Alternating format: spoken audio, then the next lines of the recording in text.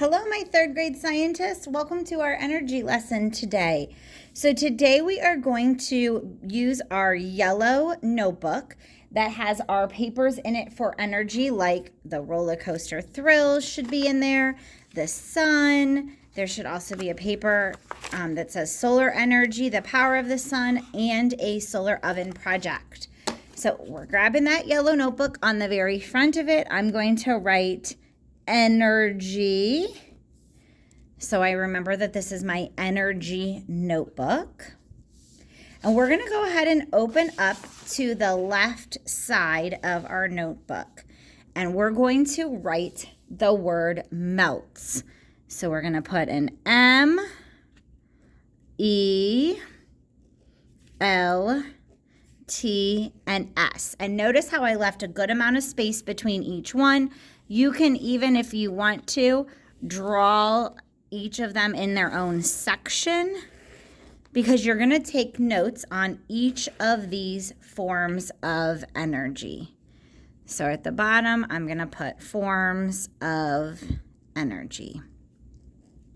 And each one of these letters in MELT stands for a form of energy.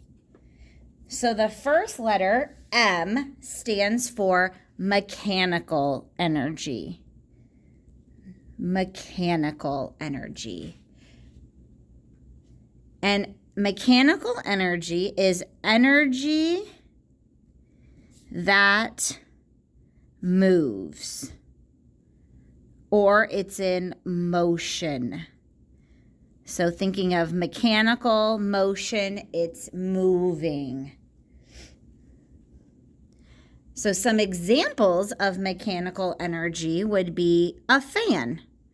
A fan is moving. Or a bicycle. A bicycle is moving. Even you have mechanical energy when you're walking or when you're running.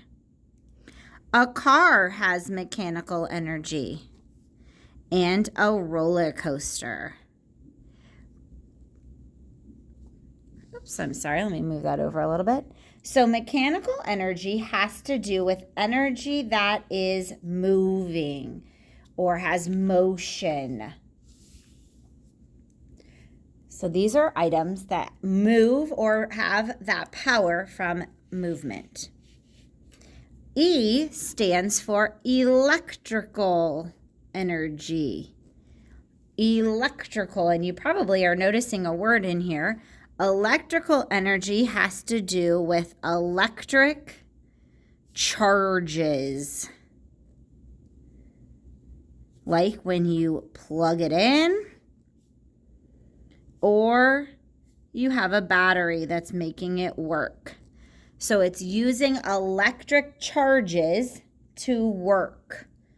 So when you plug it in, or if it has a battery, it is running off of that. Some examples of things that use electric energy would be your TV. You have to plug it in. Or your computer. You plug it in and charge the battery, and then it runs off the battery. A lamp uses electrical energy. Your Xbox or a video game console uses electrical energy. Your microwave uses electrical energy because it has to be plugged in. Those are just a few examples of electrical energy or energy that moves with electricity. Our next type of energy for L is going to be light. So light energy, and this can be seen because it's light, it can be seen. And light energy travels in light waves, so it travels in waves through space. So when you turn on the light in your room, the light waves are traveling through that air so that you can see it. Examples of things with light energy would be solar power. So you're using the sun's light to power something. So if it's using light energy, it'd be solar power. So let's say the sun or fire would also provide light energy.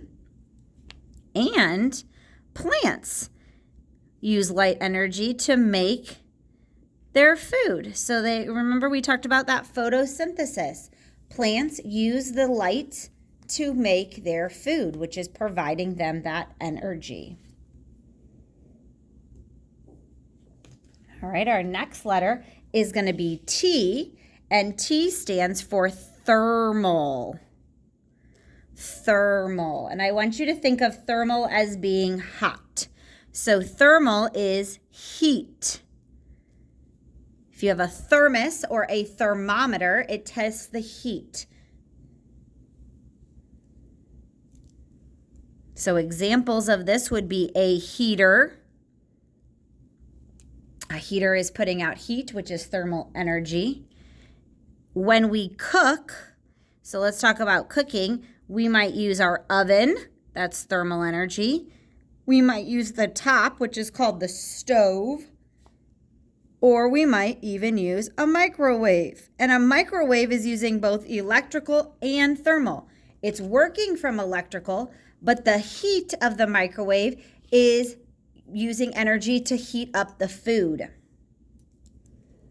The sun gives us thermal energy. It provides us with warmth. And a fire provides us with thermal energy. Now you've noticed the sun provides both. The sun and fire provides us with light energy and with thermal energy. So some things can use more than one form of energy or give off more than one form of energy. And the last form of energy is sound energy, and that can be heard because we hear it. And that would be things like music provides sound energy because we can hear it. Talking is giving sound energy. Your radio is giving sound energy. TV is giving sound energy. And even a sonar. So sonars are a way of listening for things under the water where it bounces off, kind of like echolocation for bats. Sonar uses that sound energy or the waves that are moving or vibrating to hear things. So today we've talked about the 5 forms of energy: mechanical, electrical, light, thermal, and sound. And let's go ahead and underline those word melts to help you remember that. Each day this week and next week, we're going to kind of look at each of those forms of energy with some different passages and fun questions to answer. Use your notebook here to help you as needed.